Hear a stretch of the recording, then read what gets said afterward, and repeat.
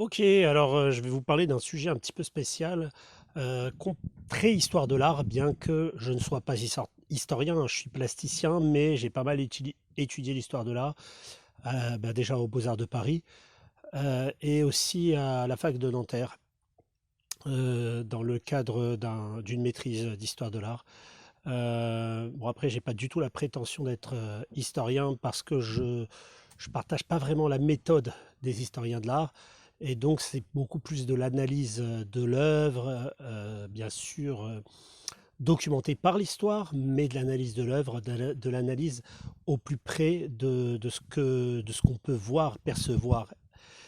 Et là, je vais vous parler d'un sujet qui est l'Égypte antique. Euh, et donc, c'est un sujet que souvent on entend abordé par des historiens ou autres. D'ailleurs, il y a Nota Bene qui fait en général de super vidéos que j'aime beaucoup regarder. Mais là-dessus, il dit des trucs vrais, mais il dit aussi des choses qui sont fausses, ce qui ne m'étonne pas puisque c'est vraiment un sujet qui n'est pas documenté dans le bon sens.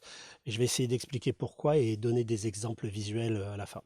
Donc la première chose, quand on parle d'art égyptien, ce qui est fréquent, c'est de nous dire les Égyptiens représentaient le corps de face, les bras, les mains de face, les bras de profil, les pieds de profil, en plus toujours le même pied, c'est-à-dire qu'on voit par exemple si c'est d'un côté ça va être le pied droit, c'est deux pieds droits parce qu'on va voir le plan des pieds, on verra pas les doigts de pied, on verra vraiment que le gros orteil, le visage de profil, l'œil de face.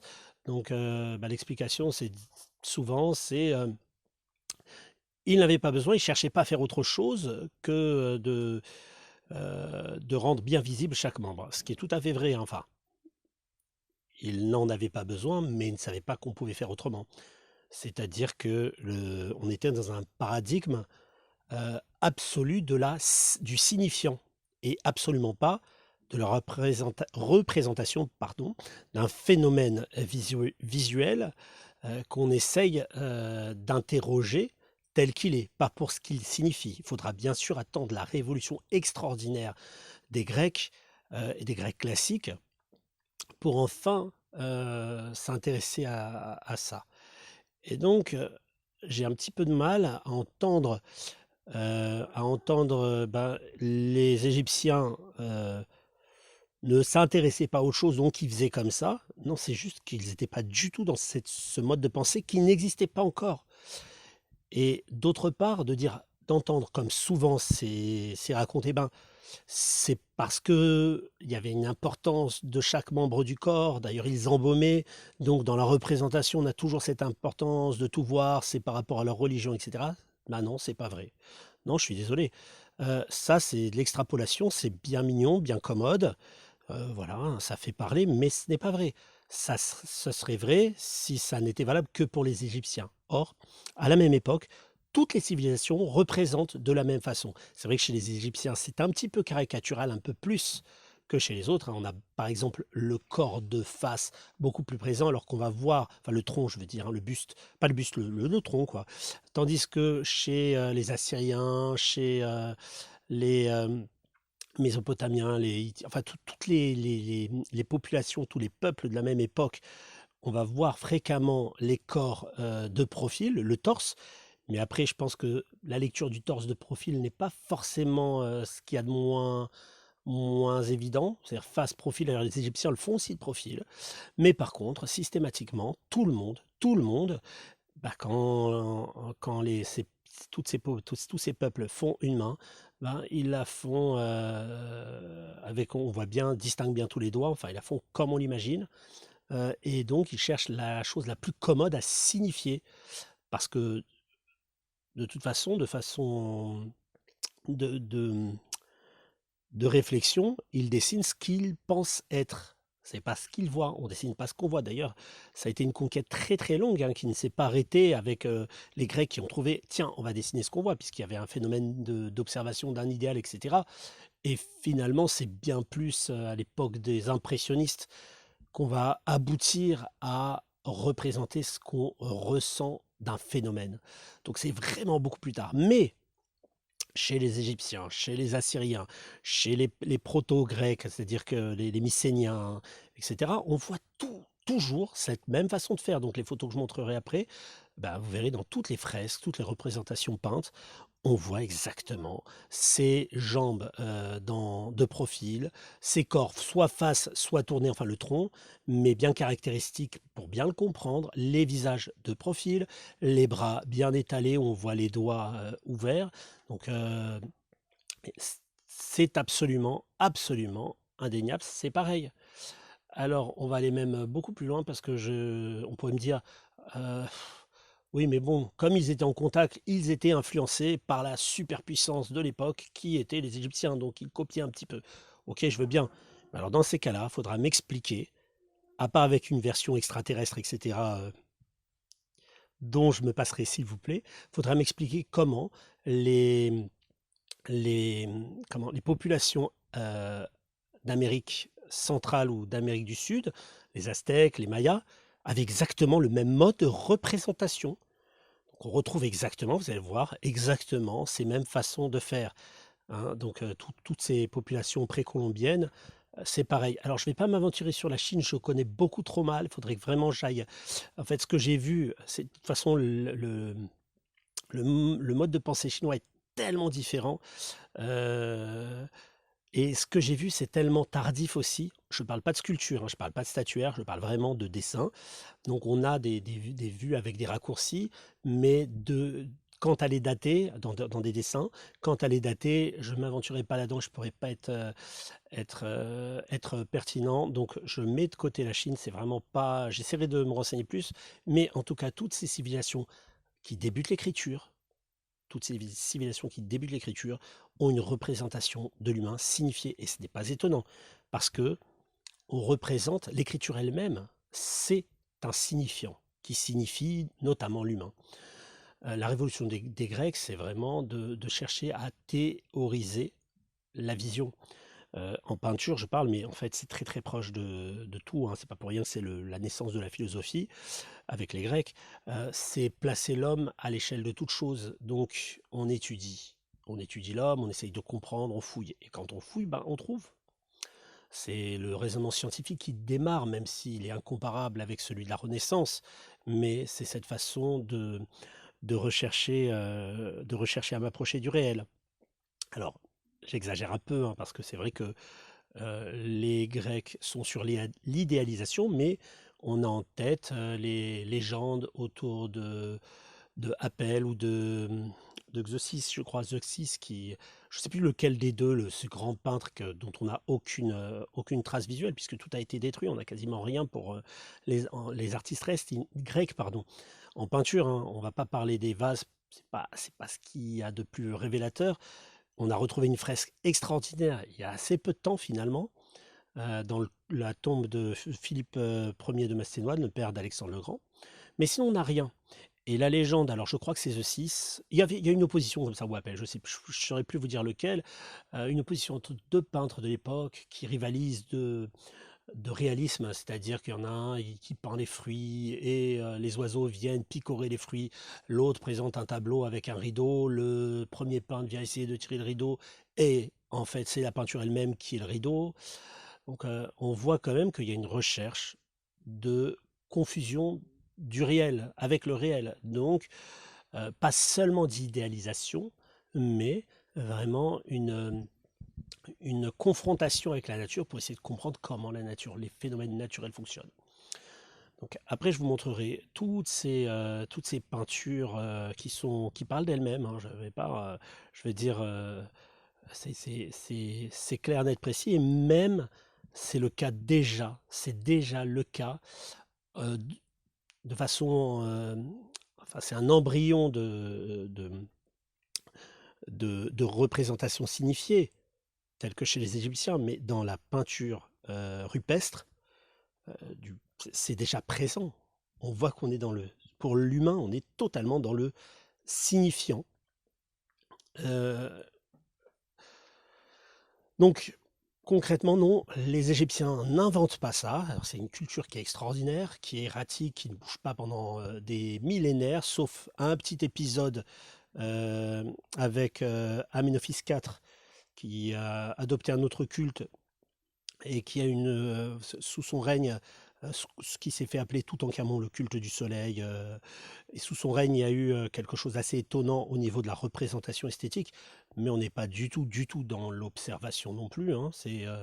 Ça change, mais c'est pas une recherche comme ont pu les faire les artistes grecs.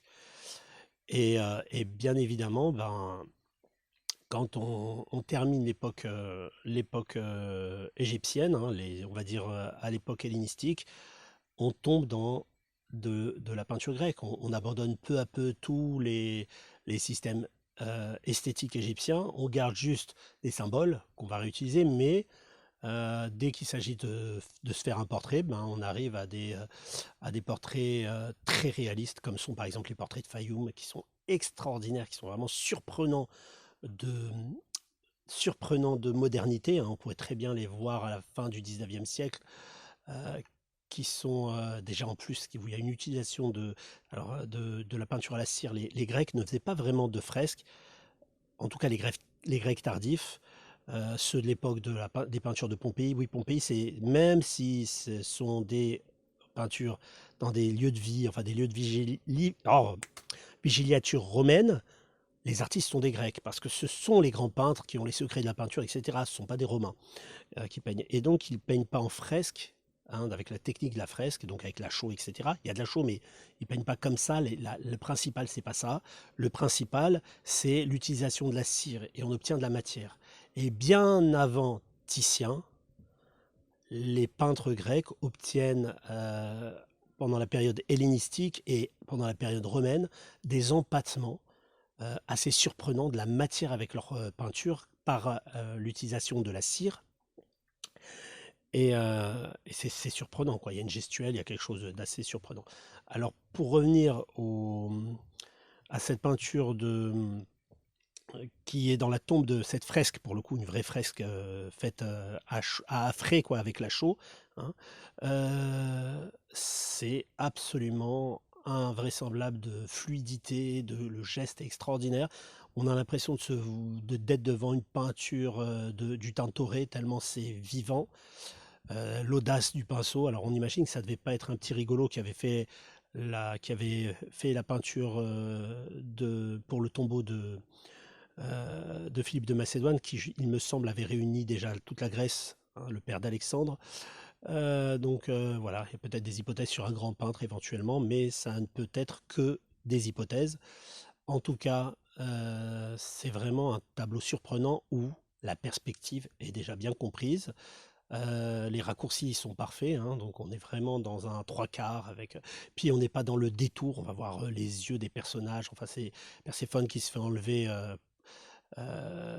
et on voit vraiment une utilisation de la peinture qui est remarquable, qu'on retrouvera que beaucoup plus tard.